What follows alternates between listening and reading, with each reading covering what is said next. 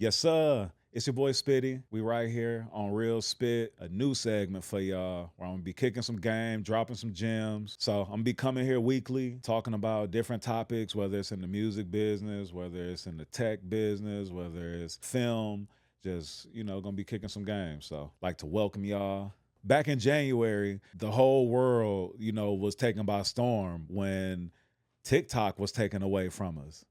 And it's crazy, it was crazy seeing like some of these creators and even some of my friends, some of my partners and some of my, my partners who got kids, seeing how they was reacting to it. Cause it was for real, like the world was gonna end. It was like the world was ending, like for real. Like folks was damn near about to jump out the window, you know what I mean? Cause they couldn't go on TikTok no more. Folks, folks that don't even post on TikTok, but like that's just a daily form of content, It's crazy how these social platforms have really turned into TV for us. Like at one point, when a lot of us were younger, our parents just sit us in front of the TV and that'd be our way of, being distracted or, like staying out of trouble. We'll be sitting up watching TV. I remember years of watching The Box. Look, I'm aging myself with that, but for those of y'all that don't know, The Box was a music video channel, music television you control, because it was the first iteration of I wouldn't say user-based content, but on-demand content. I think The Box was like the first version of that because it was a channel where you could request the video yourself. I remember being in trouble, moms get that bill. I then found out I didn't call into the box, then ordered about 5 videos. I think they used to have their little specials like where you could order like 3 videos for like $5.99 or something like that. So you get the 1-900 charge because on the landlines they used to charge you like crazy for dialing 1-900 number. Then they had the price for you actually ordering the music videos, and it just hit the phone bill. So you think you be safe, thinking moms ain't gonna notice it, but man, look, when you grow up poor, and your parents know how much them bills cost, boy, that bill could be $3 over. And they gonna be looking and gonna be tripping, you know what I'm saying? So I definitely remember a couple times, sneaking and ordering music videos, shit, about to get my ass whooped for it. But back to TikTok. Back in January, they banned it. Trump is on this huge. I don't know if I want to call it a mandate or he's really going hard about the U.S. Owning more of these companies that's creating products that we're getting here in the US. But then also with TikTok, it being a Chinese owned company, they want it to be a majority US owned company. And I believe that's because most of the revenue that's being generated on TikTok is coming from all of these US creators, all these people that's making this content. But it's also interesting that you hear when you go overseas, you over there in Asia or something like that, that they version of TikTok look totally different than our version of TikTok. They ain't getting all that bullshit that, we get on the version of TikTok we see. We see all the ratchet shit. We see all the, what I'm saying, like all the ratchet, all the, crazy content. But then you go overseas and most of their content is more like, DIY type of content. Like they use TikTok, like how, people used to use the term YouTube University. So now it's TikTok University. So anything that you need fixed or anything you need to do, you need to find a recipe or something like that. You going on TikTok to find it. I mean, it's the same here in the States, but more of our TikTok is based on crazy, clickbaiters, type of content. So now, so in January, they shut it down. Everybody was going crazy. Then they extended it so that we could continue to keep it. I think also what was crazy, and what a lot of us didn't realize was going to happen when they did cut TikTok off was that we were going to lose like some of these other apps. So like CapCut, the popular editing, that app went away. And I think a lot of it, like for me, I remember knowing that TikTok was about to go away. And I mean, I wasn't really tripping like that, even though for the marketing that I do, TikTok is a huge platform, that I have, artists, entrepreneurs, different people utilize. But I wasn't really tripping like that. But what I was tripping about was when CapCut got erased. Cause I was looking, I'm mad. I had unfinished edits like in my CapCut that I just couldn't get to no more. So I'm like, damn, I gotta use, Final Cut, or I gotta use iMovie or something like that. You know what I mean? Hey, and on another show, man, on another one of these, I'm gonna talk about how Final Cut Pro actually turned into iMovie, like a new version of iMovie, because it like basically turned into like the same app. But that's another time, another place, whatever. But the crazy thing with TikTok is that, like they want it to be owned by majority US ownership. I guess that's for the data and all of that.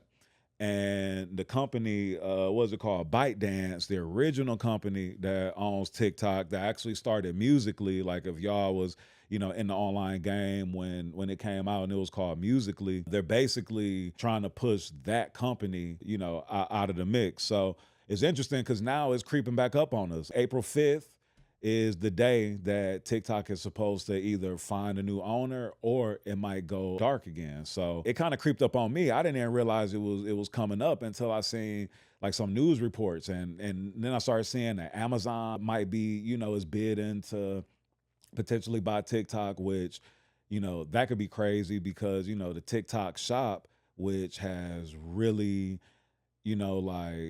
that's gotten huge. I mean, I done bought a bunch of random stuff off the TikTok shop, from like, what is it, tripods like for the phone that actually move with you, like while you moving around. Like I done bought a bunch of like just little random little trinkets or whatever, off that TikTok shop. So I could see Amazon like wanting to step more in that lane, especially because like for the Amazon store, they already empower creators and different people like that to post, about different items that they buy on Amazon, and then, push it to Amazon users. So they're already tapping in with creators and influencers and different people like that. So I could see like if Amazon bought TikTok, them just taking, shopping on Amazon like to a whole new level.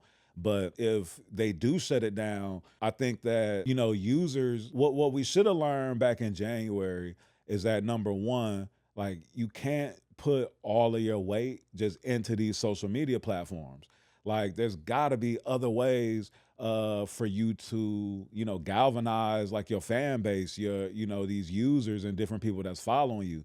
So number one, like having an email list, having your own mobile list, like is really important, for, these people of influence, for these brands and for different people to, tap into users in a whole nother way, which is also kind of difficult because, giving somebody your email, giving somebody your phone number is that's personal. You know what I'm saying? So it's like when we log into these social platforms, it sort of gives us like a wall between giving up our personal information and, just giving a username or just following somebody or, something like that. So, but I think that's something that we should have learned from the first time that TikTok, went dark, is that we need to basically find like new ways of being tapped in, being connected to your fan base.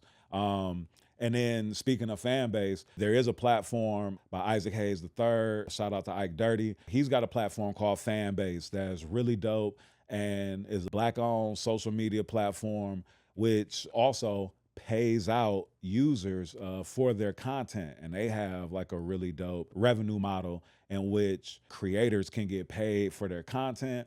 And if you log into their platform, you can actually merge all of your posts and all of your content over from pretty much every other social media platform. So I know the other platform that people were jumping on real when TikTok went down was Red 8. I never jumped on that platform.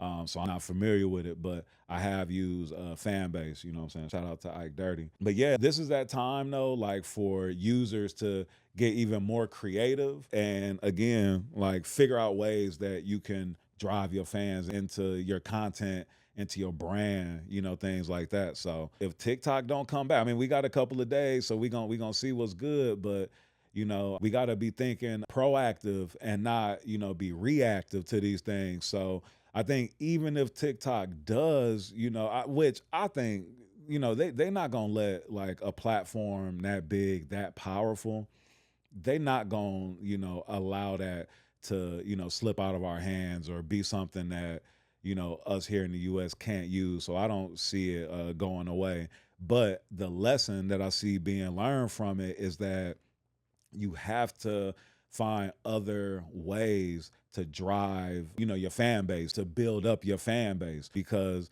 as we can see, if any of these social platforms, just goes away, then a lot of us will, be sitting ducks. You know what I mean? So got to find other ways to be building up, your fans, your user lists, all of that. Data is so important. Like data is key. You know what I mean? I mean, even the whole sale of TikTok or it having to be sold is all based on data. You know what I mean? So that's what it's all about. So man, get your fans together in one place. Get your users, your fans, all those people together in one place and lock in. You know what I mean? It's time to be more creative and not just rely on these social platforms drive, sales for our companies or, for these brands.